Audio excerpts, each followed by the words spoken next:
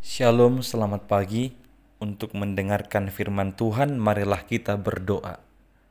Kasih karunia dan damai sejahtera dari Allah Bapa kita dan dari anaknya Tuhan Yesus Kristus kiranya menyertaimu sekalian. Amin.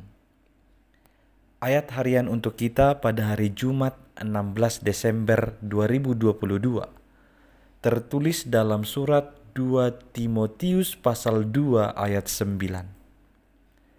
Karena pemberitaan Injil inilah aku menderita, malah dibelenggu seperti seorang penjahat. Tetapi firman Allah tidak terbelenggu. Saudara-saudari yang dikasihi Kristus, melalui sejarah perjalanan kekristenan, sejarah orang-orang Kristen mula-mula, kita tahu bahwa tidaklah mudah untuk benar-benar menghidupi kekristenan. Apalagi tidaklah mudah untuk mengabarkan Injil di tengah-tengah dunia ini. Akan ada banyak pertentangan, ada banyak penyangkalan, ada banyak yang tidak menyenangkan kabar Injil itu dari dunia ini. Itu sebabnya tidak jarang orang-orang yang sudah memilih hidup baru dalam kekristenan atau sebagai pengikut Kristus, mereka sering dibelenggu oleh dunia ini yang tidak menyukai kabar Injil itu, yang harus menderita karena pemberitaan Injil itu.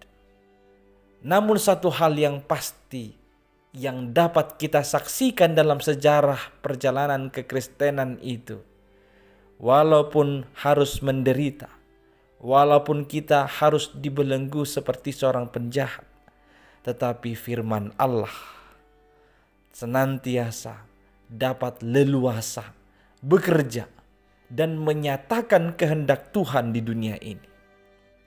Walau berbagai cara dibuat oleh dunia ini yang tidak suka kepada Kristus dan pengikut-pengikutnya, berusaha untuk menghanguskan, membinasakan, mengusir orang-orang yang mengikuti Kristus. Tetapi firman Tuhan senantiasa bekerja untuk menyatakan dan menyaksikan kehendak Allah. Inilah yang menjadi kekuatan dan yang memberi semangat bagi kita, bahwa firman Allah itu adalah Tuhan itu sendiri. Kita tahu dalam kitab Yohanes bahwa firman itu telah menjadi daging. Itulah Tuhan Yesus Kristus. Yesus Kristus tidak dapat dibelenggu oleh apapun, sebab kuasanya jauh melebihi apapun. Maka mengikut Yesus, mempercayai Yesus, itu sama halnya kita telah membuat segala kuasa-kuasa yang lain yang di dunia ini yang membuat kita menderita akan ditaklukkan di bawah kuasa Kristus. Maka jangan pernah berhenti, jangan pernah mengeluh akan derita yang kau alami karena pemberitaan Injil yang kau buat atau yang kau sedang laksanakan. Tetapi senantiasalah bersyukur bahwa Tuhan dan firman-Nya akan senantiasa hidup, tidak dapat dibatasi apapun, tidak dapat dibelenggu oleh apapun, tidak dapat ditahan oleh kekuatan apapun. Dia akan senantiasa bekerja, bertumbuh, dan membuahkan hasil sesuai dengan hasil yang dikehendaki oleh Tuhan Allah kita. Ingat dan ketahuilah, setiap firman yang keluar dari mulut Allah tidak akan pernah kembali begitu saja tanpa melakukan apa-apa, sebelum dia mengerjakan apa yang dikehendaki oleh Allah dan menyatakannya dalam dunia ini.